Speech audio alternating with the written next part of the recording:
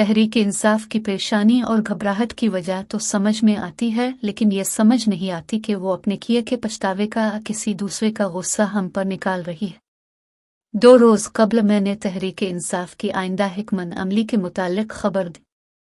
इस खबर के ज़राए PTA के अंदर के लोग थे। खबर का मकसद ये था कि अवाम को मालूमात दी जाए कि तहरीक इंसाफ इमरान खान की मुमकिना गिरफ्तारी के बाद किस किस्म की हिकमत अमली अपनाएगी। चूँकि खबर के ज़राए तहरीक इंसाफ की मौजूदा क़यादत में से थे, इसलिए जो बात मुझे बताई गई इसमें PTI के लिए कुछ मनफी न था। ताहम इस खबर के शाये होने के बाद तहरीक इंसाफ के एक नामालूम तर्जुमान की तरफ से एक बड़ी सख्त वजाहत सामने आई, जिसे जंग और दी न्यूज़ में बुध को शाये भी किया गया। मुझे ये वजाहत पढ़कर हैरानी हुई कि जिस बात का मेरी खबर में जिक्र तक न था, इसे बुनियाद बनाकर कहा गया कि तहरीक इंसाफ ने अंसार अब्बासी की खबर को मुकम्मल झूठ, मनगढ़ंत और सहाफ़ती उसूलों की खिलाफ वर्जी करार देते हुए कहा है कि चेयरमैन PTI की जाली मुकदमा में गिरफ्तारी पर पार्टी पॉलिसी के मुताबिक कारकुनान ने 9 मई को शरपसंद अनासिर को पुरअमन मुजाहिरीन में मनसूबा बंदी के तहत शामिल किया गया। मेरी खबर तो कुछ और थी, जिसमें इमरान खान की मुमकिना गिरफ्तारी, जिसके बारे में इमरान खान खुद कह चुके हैं कि उन्हें 2-1 हफ्तों में गिरफ्तार किया जा सकता है, पर मुकम्मल तौर पर अमन एहतजाज करने की बात की गई थी। ये भी लिखा गया कि एहतजाज का तरीका क्या होगा, इसे पार्टी ज़राए की तरफ से राज में रखा जा रहा है। ये भी लिखा कि फ़ौजी इलाकों की तरफ कोई एहतजाज नहीं होगा।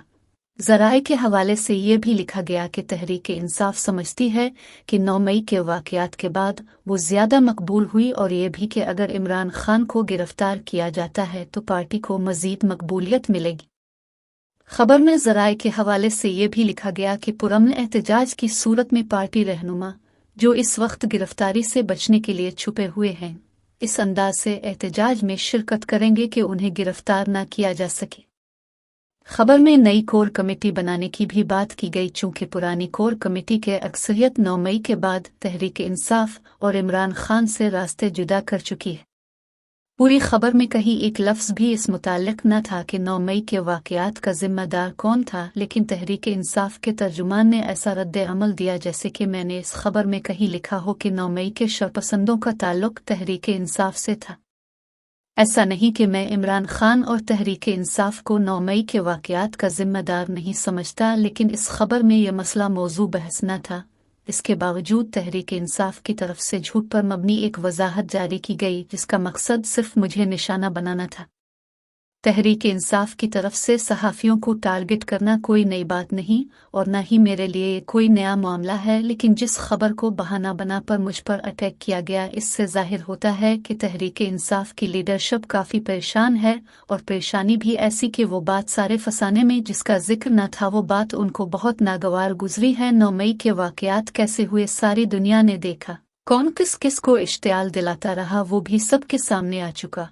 लीकेडूज में कौन कौन से रहनुमा क्या क्या कुछ कहते पाए गए, वो भी किसी से ढका छुपा नहीं। इमरान खान साहिब गुज़िश्ता 1 साल से फ़ौज और उसकी आला क़यादत के ख़िलाफ़ जिस किस्म का बयानिया बनाए हुए थे, वो भी सबको मालूम है। इन वाक़यात में शामिल पकड़े गए कितने शरपसंदों ने क्या क्या कुछ वीडियो पैगामात में तस्लीम किया, और अपनी पार्टी लीडरशिप पर इश्तियाल दिलाए जाने के कैसे कैसे इल्ज़ामात लगाए, वो भी दुनिया जानती है। अब तो इमरान खान के इर्द गिर्द रहने वालों, इनके चहीते रहनुमाओं ने भी बोलना शुरू कर दिया है कि 9 मई का जिम्मेदार कौन है। फौज, कोर कमांडर्स, फॉर्मेशन कमांडर्स, फौज की आला क़यादत, हुकूमत, वज़ीर आज़म, वज़रा, सूबाई हुकूमतें, तफ्तीशी इदारे और एजेंसियां किसको 9 मई का जिम्मेदार ठहराती हैं, ये भी सबको मालूम है। इस सब के बावजूद गुस्सा सहाफ़ियों पर निकालने का क्या जवाज़ है। लगता है खान साहिब अब घबरा गए हैं, और इस घबराहट में आप और आपके नामालूम तर्जुमान वो कुछ भी पढ़ने से कासिर हैं जो नविश्ता दीवार है, जिसे ना बदला जा सकता है, ना झुटलाया जा सकता है।